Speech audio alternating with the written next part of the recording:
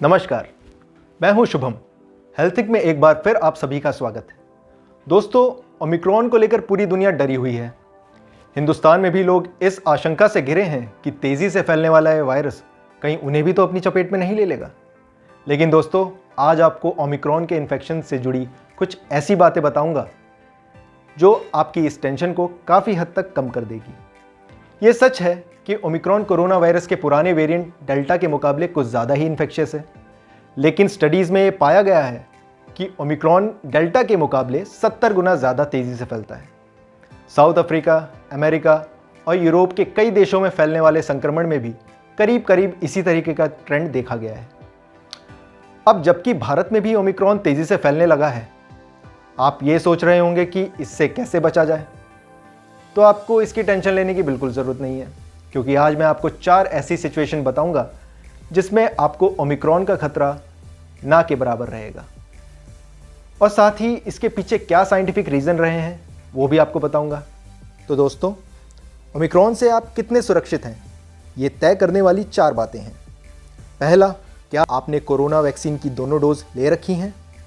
दूसरा, आपने corona vaccine की दूसरी डोज कब लगवाई है? तीसरी बात, क्या आप कोरोना की पहली और दूसरी लहर के दौरान संक्रमित हो चुके हैं? और चौथा, आप किसी तरह की कोमॉर्बिडिटी के शिकार हैं? दोस्तों, आगे बढ़ने से पहले मैं आपको ये याद दिलाना चाहता हूँ कि अगर आपने अभी तक अपने पसंदीदा चैनल हेल्थिंग को सब्सक्राइब नहीं किया है तो ज़रूर कर लें। इससे हमारी हौसला अफजाई होती है। और हाँ, अगर हमारे वीडियोज़ आपको पसंद आते हैं तो उसे लाइक करें, साथ ही साथ शेयर करें। उससे हमारी ये वीडियोज़ ज़्यादा से ज़्यादा लोगों तक पहुँचेगा। अब आते हैं वापस टॉपिक पर।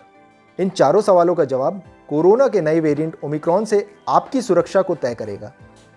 अगर आपने कोरोना वैक्सीन की दोनों डोज लगवा रखी हैं तो आपको ओमिक्रॉन से खतरा कम है, और अगर आपने वैक्सीन की दूसरी डोज 6 महीने के भीतर ही ली है तो संक्रमण का खतरा और भी कम हो जाता है, क्योंकि एस्ट्राजेनेका की वैक्सीन में पैदा हुई एंटीबॉडी आपके शरीर में 6 महीने तक ठीक ठाक मात्रा में मौजूद होती हैं। शोध में पाया गया है कि बाद में ये एंटीबॉडी धीरे धीरे कम होने लगती हैं। इसलिए मैं कह रहा हूँ, अगर आपने 6 महीने के भीतर दूसरी डोज ली है तो आपको ओमिक्रॉन से ज़्यादा घबराने की ज़रूरत नहीं है।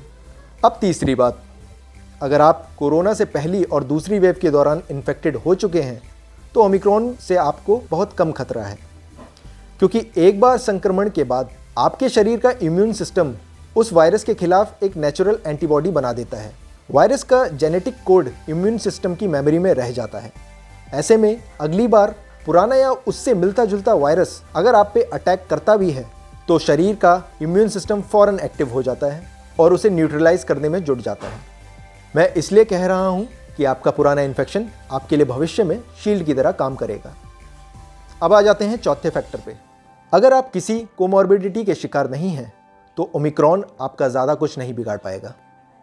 दोस्तों, वैसे भी ओमिक्रॉन के मामले में अब तक देखा गया है कि इसके सिम्टम्स बेहद माइल्ड हैं। डेल्टा के मुकाबले ओमिक्रॉन बहुत कम खतरनाक है। डेल्टा के मामले में जहां करीब 10% लोगों को अस्पताल में भर्ती करवाने की नौबत आई थी, ओमिक्रॉन में ये आंकड़ा 3.8% का है, यानी कि करीब करीब 1/3। उसमें भी ज़्यादातर लोग ऐसे हैं जो पहले से ही किसी कोमॉर्बिडिटी के शिकार रहे हैं। यानी अगर किसी को शुगर, बीपी या मोटापा जैसी समस्या है तो उसके अस्पताल पहुंचने की आशंका ज़्यादा हो जाती है। इसलिए मैं आपसे कह रहा हूं, अगर आप कोमॉर्बिड नहीं हैं तो आपको ओमिक्रॉन को लेकर ज़्यादा फिक्र करने की ज़रूरत नहीं है। तो दोस्तों, इतना सब कुछ कहने के बावजूद मैं आपसे ये ज़रूर कहूँगा कि भले ही आप ऊपर की चारों कसौटियों पर खरे उतरे हों, फिर भी आपको वो सारी सावधानियां बरतनी चाहिए जिससे आप कोरोना वायरस के संपर्क में आने से बचे रहें। मसलन मास्क लगाएं, सोशल डिस्टेंसिंग मेंटेन करें।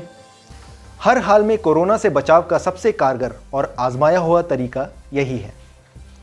तो दोस्तों, इसी के साथ दीजिए मुझे इजाज़त।